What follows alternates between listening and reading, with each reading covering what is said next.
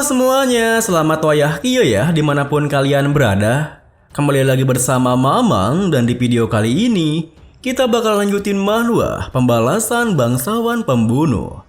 Kita masuk di part 11. Di awal video ini, orang-orang mengatakan God of Black Fog itu jahat. Ia membunuh tanpa ragu dan membenarkan tindakan itu seolah penuh pertimbangan. Dan dia menanggapinya dengan, itulah yang mereka inginkan. Orang lain tak menentukan apa yang salah dan benar untukmu. Jika kau sendiri bisa melindungi etikamu dengan mati, maka itu sudah cukup. Siapapun akan berkata kalau itu adalah logika yang gila. Tapi Xian ingin beritahu mereka kalau dewa ini justru sedang berusaha melindungi yang lemah. Dia itu bodoh. Kini, setelah Xian memasuki portalnya, di hadapannya ada anak tangga yang menuju tahta sang God of Black Fog, Aeru, yang langsung menyapanya. Apa kau mengenal siapa aku ini? Xian pun mengangguk. Tentu saja ia mengenalnya, God of Black Fog, Aeru. Mendengar jawabannya, Aeru bertanya menyelidik. Namamu Xian Fert, kan? Baru kali ini aku melihatmu. Bukti apa yang kau miliki sampai berani menyatakan diri sebagai penerusku? Xian pun mengatakan, aku yakin kau sudah merasakannya. Kekuatan kabut dalam diriku. Aeru yang meragukannya pun menekankan, ada dua cara menjadi penerusku. Pertama adalah memberikan Mistone atas karenaku sendiri. Dan satunya lagi adalah saat Mistone tersebut menemukan orang yang layak. Aku tak mengenalmu, jadi bisa kuasumsikan kalau cara kedua lah yang berlaku di situasi ini. Dan memang benar, Mistone yang seharusnya ada di altar tiba-tiba saja menghilang tahun lalu. Apalagi yang lebih mengejutkan adalah kau mampu membangkitkan Kaeram yang bahkan sulit untuk dilacak keberadaannya. Kau sudah menanganinya dengan cukup baik, dan mata itu, cahaya di dalamnya melampaui usiamu. Begitu ya, rupanya kau orang luar dari garis waktu yang aku tidak di dalamnya. Mendengar hal itu, Xian yang merasa kebingungan pun mengatakan, aku kira kau terlibat dengan keberadaanku di sini. Aeru melanjutkan, kalau kau menginginkan dewa yang maha kuasa dan maha tahu, maka kau sudah salah tempat. Aku bukanlah dewa yang kuat. Hak sebagai dewa yang aku miliki sudah lama direnggut dariku. Tapi ini situasi yang cukup menguntungkan bagiku. Penerus yang sempurna telah datang dengan sendirinya. Sekarang kerjaanku jadi berkurang. Bahkan aku sudah tak perlu berusaha. Perkataannya pun terasa masuk akal bagi Xian, di mana seharusnya ia tak berharap apa-apa padanya. Meski begitu, melihat sikapnya yang seperti itu, Xian pun merasa jika Aeru selalu malas seperti biasanya. Kemudian Aeru mengatakan, omong-omong, kau membawa sesuatu yang menyebalkan. Apa memiliki demonic sword masih belum cukup? Kau juga sampai berupaya mengambil kekuatan Holy Sword. Mendengar hal itu, Xian pun menunjukkan potongan gagang Holy Sword-nya. Sembari tersenyum membalas. Untuk sekarang, aku tak berniat berbuat apa-apa. Aku cuma berpikir, kalau dunia tidak mengetahui eksistensi benda ini, maka benda ini bisa menjadi tak berguna. Jawaban Xian pun membuat Aeru berkomentar. Hobimu jahat juga ya? Ya, aku tak akan membahasnya lagi. Itu bukan urusanku. Tapi aku akan tetap mengikuti peraturan. Sebagai mastermu yang absolut, biar kutanyakan ini. Wahai penerus yang telah mewarisi kekuatanku, apa yang kau cari dengan kekuatan ini? Ingatlah baik-baik, tak ada yang lebih berbahaya selain keyakinan yang buta. Mendengar pertanyaannya, Xian pun terdiam memandangnya berpikir. Aku diberikan pertanyaan yang sama seperti di kehidupanku yang dulu. Saat itu jawabanku adalah, aku akan hidup demi kakakku. Benar-benar jawaban yang bodoh. Tapi mereka tak terganggu sama sekali dengan jawaban yang kuberikan. Kenapa? Bukankah aku memiliki suatu keinginan? Mungkin Aeru sudah mengetuk kehidupan menyedihkan yang sedang menantiku. Tapi kali ini harus berbeda. Setelah berpikir seperti itu, Xian pun melangkah maju mengatakan, aku tak punya rencana besar, seperti demi kebaikan yang besar atau keyakinan ilahiyah. Kekuatanmu itu akan aku gunakan sesuka hatiku, hanya untuk diriku sendiri. Mendengar perkataan Xian, Aeru yang berjalan menuruni anak tangganya pun memperingatinya. Apa yang benar dan yang salah ditentukan oleh diri sendiri, bukan orang lain. Kau yakin tak akan menyesali perputusanmu itu? Sebaiknya kau jawab baik-baik. Tergantung jawabanmu. Kau biasa saja aku bunuh sekarang juga. Xian pun menegaskan, aku tak peduli konsekuensi apa yang menanti di tindakanku ini. Aku tak akan menuruti perintah siapapun. Hanya keputusanku seorang yang akan kujalani. Itulah jalan hidup yang aku cari. Mendengar jawabannya, Aero pun bertanya, sepertinya kau punya semacam rencana. Bisa kau beritahu aku apa itu? Seketika itu juga, Xian menolaknya, yang membuat Aero tak bisa memaksanya. Ya, tidak masalah. Selama kau bisa membersihkan namaku. Ya sudah, aku tak akan menanyakan apapun lagi. Dasar orang-orang yang membosankan.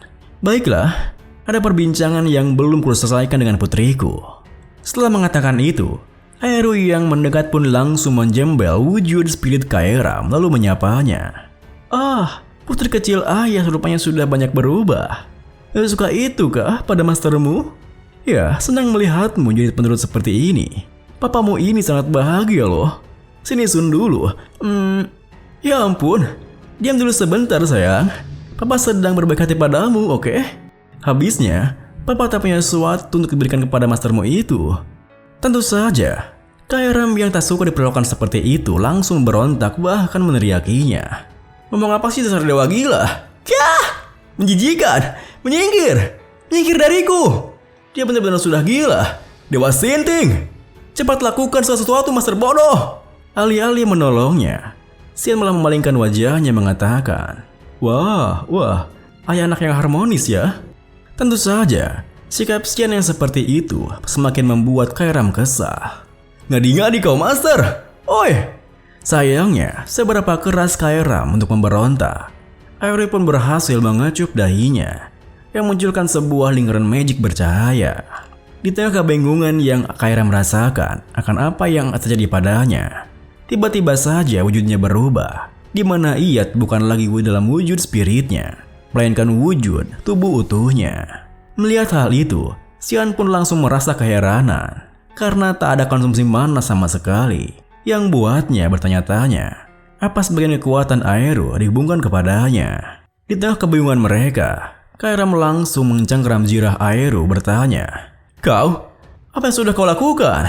Aero pun menjelaskan, bukan apa-apa, cuma berbagi sedikit daya hidupku padamu. Kenapa? Apa menurutmu ini hal yang tak berguna? Kau membutuhkan tubuh fisik untuk bisa nganu dengan mastermu.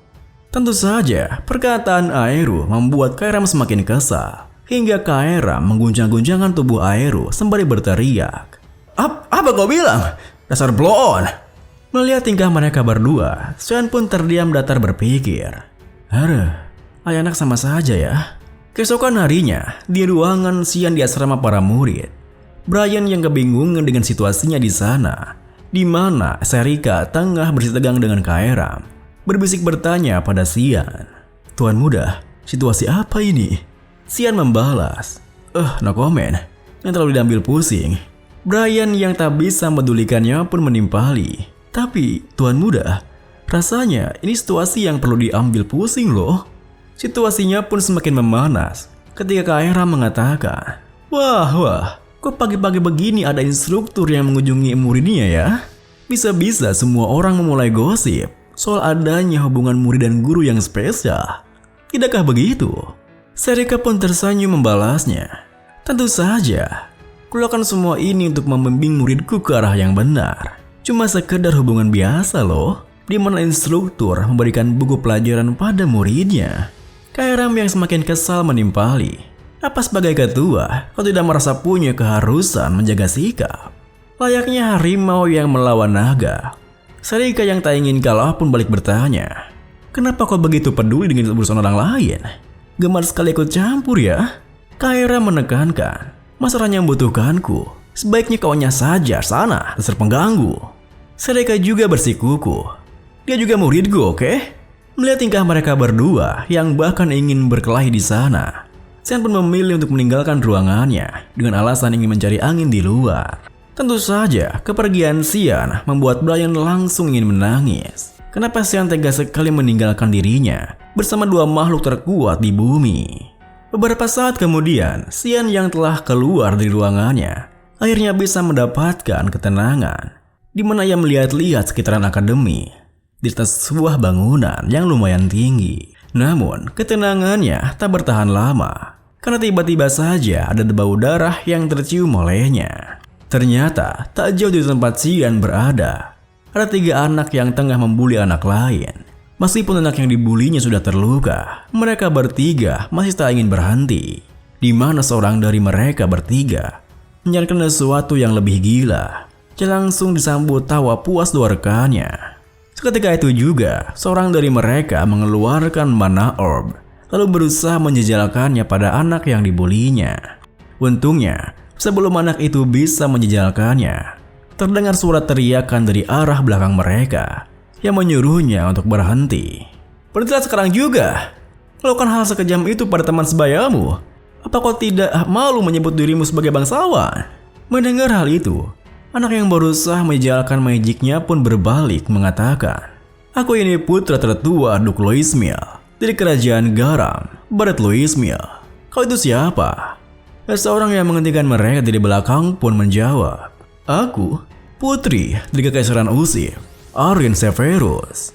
Mendengar namanya, alih-alih merasa takut, Baret malah tersenyum remeh dan mendekat padanya sembari mengatakan, "Ah, aku kira siapa? Jadi kau putri kelima Kekaisaran Usip, Nona Arin ya? Suatu kehormatan bisa bertemu denganmu." Tentu saja, tingkah Baret yang seperti itu sontak membuat Arin gugup. "Aku tidak terlalu tertarik bertukar sapa denganmu, dan kau harus menjelaskan situasi yang terjadi pada saat ini." Mendengar hal itu, Baret pun tersenyum menantangnya membalas, "Ah, sepertinya ada kesalahpahaman di sini. Bagaimana kalau kau tanya sendiri ke orangnya langsung? Woi, coba kau katakan sendiri." Namun, karena anak yang dibully itu tak mengatakan apapun, Baret menarik kerahannya dengan kasar, lalu merangkulnya, bertanya, "Jawablah, apa kami sedang menindasmu?" Anak yang ketakutan itu pun menjawab, "Tidak, aku tidak sedang ditindas." Tentu saja, Arin tak mempercayai itu, yang buatnya menekankan, "Kamu tidak perlu menyembunyikannya. Kenapa kamu mengatakan itu? Meski penampilanmu babak belur begitu." Anak itu pun kembali menyangkalnya, "Aku tidak apa-apa, tolong pergi saja. Kami ini cuma sedang bermain." Tentu saja, jawaban anak itu membuat Baret tertawa puas. "Kau dengar itu kan? Kenapa harus aku yang merasa dapat menghina di sini?" Melihat tingkahnya, Arin yang tak bisa membiarkannya pun mengatakan, "Terserahlah, aku akan membawa dia bersama aku." Namun, di saat Arin akan menarik anak itu, Baret langsung menggenggam tangan yang menekankan, "Oi, sepertinya kau masih belum memahamiku. Bukannya Resmus sudah menyuruhmu untuk pergi dari sini?" Arin pun berusaha untuk melepaskan tangannya sembari mengatakan, "Kamu sedang apa, Baret? Kalau kamu tidak melepaskan tanganku, atas nama putri Kekaisaran Usip, aku akan..." Namun, sebelum Arin menyelesaikan kalimatnya, Baret langsung menyelanya, "Pada akhirnya, kau itu cuma putri kelima yang tak punya pengaruh." Tepat setelah Baret mengatakan itu, Xian pun muncul dengan menendang kakinya, hingga Baret langsung terjatuh terpelanting. Tentu saja, kemunculan Xian di sana sontak membuat Arin terkejut. Namun Xian sendiri muncul di sana bukanlah untuk menolong Arin, melainkan karena tertarik dengan anak yang bernama Resmus. Di kehidupan Xian sebelumnya, suatu waktu ia mendapatkan sebuah misi yang buatnya harus datang ke sebuah benteng Kleine kerajaan garam, di mana ia harus membunuh seseorang yang dijuluki dengan pedang terkuat sebenua, yaitu Resmus Klein. Awalnya, Resmus merupakan prajurit Kekaisaran Usip, tapi entah kenapa Resmus jadi masuk ke keluarga Count Klein, klan warrior dari kerajaan garam. Setelah lulus dari akademi, Resmus bahkan sampai mengubah kewarganegaraannya. Setelah bertarung sengit cukup lama, Xian pun membunuhnya atas perintah kekaisaran. Meski awalnya Xian diperintahkan untuk langsung membunuhnya, Xian malah melawannya dalam duel resmi setelah berhasil menyusup ke dalam istana. Sebenarnya tidak ada alasan khusus. Resmus adalah orang yang berhasil mencapai zenith murni dengan swordmanship tanpa menggunakan sedikit pun mana. Xian cuma tak ingin membunuh orang yang telah menerima gelar pedang terkuat sebenua dengan cara yang sia-sia. Kini, melihat baret yang dijatuhkan oleh Cyan, kedua rekannya pun langsung berusaha untuk menolongnya. Meski begitu, di tengah Rasmus yang kebingungan dengan keadaannya, Baret menepis bantuan rekannya dan berdiri sendiri mengatakan, "Mundur, menyingkir dariku." Kenapa ada begitu banyak orang bodoh yang peduli dengan orang lain? Jadi, kau ini Cyanford kah? Aku sudah dengar rumornya, kau berhasil kembali hidup-hidup dari garda depan yang mengerikan, bukan? Apa kau mau ikut campur dalam permainan kami juga? Mendengar hal itu, Cyan pun terdiam berpikir menatapnya. Permainan? Lucu pun tidak. Suntikan mana orb yang salah. Tak hanya bisa mengganggu kemampuan target dalam menggunakan magic, tetapi juga dapat menghancurkan seluruh mana dalam tubuhnya. Dengan pikiran seperti itu, Cyan pun mengatakan, permainan yang menempatkan mana orb ke mulut orang lain kah? Baiklah, biarkan aku bergabung juga. Tepat setelah mengatakan itu, Cyan pun mengeluarkan mana orb miliknya. Namun melihat ukuran mana orbnya yang begitu besar, Baret pun sontak tersentak kaget. Hingga Cyan bertanya, "Sedang apa kau? Kenapa kau tidak membuka mulutmu?" Beberapa saat kemudian, di ruangan perawatan akademi, Arin yang telah mengobati luka Rasmus pun dengan bangganya mengatakan, "Luka luarmu sudah dirawat sampai tingkat tertentu. Tapi kamu tetap tidak boleh memaksakan diri, oke? Agar luka dalammu bisa cepat pulih. Untuk hari ini istirahat saja, oke?" Rasmus pun berterima kasih padanya. "Terima kasih banyak. Entah apa yang harus aku perbuat untuk membalas kebaikan ini." Arin menimpali, "Mereka itu cowok rendahan. Mereka sampai sibuk kabur saat Cyan kami menakuti mereka. Yang aku lakukan sudah benar kok. Jadi tidak usah kamu khawatirkan." Masih merasa aneh perkataan Arin, Cyan terdiam di dekat pintu berpikir, "Cyan kami apanya?" Geger otak ringan, disertai beberapa patah tulang. Aku terkejut, Rasmus mampu bertahan di kondisinya yang seperti itu. Apa ini hal yang wajar bagi penyandang gelar pedang terkuat sebenua masa depan? Di saat Cyan memikirkan hal itu, Rasmus yang merasa malu pun bertanya padanya, "Permisi, apa kamu kenal denganku? Soalnya, aku merasa kamu dari tadi terus memandangiku." Cyan pun menyangkalnya. Aku kira kau orang yang kukenal. Tapi sepertinya aku salah orang. Maaf kalau kamu membuatmu tidak nyaman." Mendengar jawabannya, Rasmus pun menunduk dan tidak akan mempermasalahkannya. Kemudian, Arin yang kebingungan dengan percakapan mereka bertanya, "Iya, kamarmu di mana, Rasmus? Bagaimana kalau cowok-cowok rendahan itu mau menindasmu lagi? Seperti mereka membalas dendam atau apapun itu." Rasmus pun mengatakan, jika kamarnya ada di asrama umum. Yang buat Arin kembali bertanya, "Itu berarti kamu orang biasa ya?" Rasmus pun menjelaskan, "Iya, sebenarnya aku sekolah di sini melalui penerimaan khusus oleh instruktur swordmanship, Pak Valentine. Meski beliau berjanji untuk mendukungku, bahkan setelah aku masuk, dia tiba-tiba saja dikeluarkan dari akademi." Mendengar hal itu, Cyan pun menyelanya. "Dengan kata lain, kau kehilangan orang yang mendukungmu ya? Jangankan ditindas, boleh jadi kau sudah harus berkemas untuk ikut keluar." Tentu saja, hal itu membuat Arin merasa iba. Namun Cyan langsung memanfaatkannya dengan mengatakan, "Bagaimana kalau dia dijadikan pelayanmu saja, Tuan Putri? Selagi melakukannya, kau juga bisa sekalian belajar swordmanship dari jalur murid penerimaan khusus." Mendengar sarannya, Arin yang merasa aneh pun mengatakan, "Hei, kamu tidak sopan sekali. Ngomong apa sih? Meskipun situasinya seperti ini, mana mungkin anak cowok mau kamu jadikan sebagai Namun sebelum Arin menyelesaikan kalimatnya, Cyan langsung menyelanya, "Anak cowok apa Anda? Dia itu cewek tahu." Tentu saja, hal itu membuat Arin kebingungan. Namun Rasmus langsung menjelaskannya, "Maaf, aku tidak bermaksud menipumu, Tuan Putri. Sebenarnya, aku sudah merasa nyaman dengan penampilan seperti ini sejak aku kecil. Jadi ya, orang-orang terkadang jadi salah paham dengan itu." Seketika itu juga, Arin yang merasa bersalah membalas, Maaf, bisa-bisanya aku tidak mengetahuinya. Padahal Cyan saja bisa langsung tahu. Sebagai seorang gadis, aku juga sudah gagal." "Jadi, menurutmu gimana, Rasmus? Menurutku, usulan Cyan bagus-bagus saja untukku. Kalau kamu berafiliasi denganku, kamu tak akan perlu khawatir soal ditindas oleh orang-orang jahat. Kamu bisa belajar sebanyak yang kau mau dan tinggal di sini dengan nyaman. Mendengar semua hal itu, Rasmus yang tak habis pikir pun bertanya, kenapa Anda berbuat seperti itu padaku? Arin beralasan, habisnya sendirian terus membuatku kesepian. Sebagai seorang putri kekaisaran, aku juga tidak bisa menggambarkan hal itu. Mendengar alasannya, ketika itu juga Rasmus dengan tulus mengatakan, terima kasih.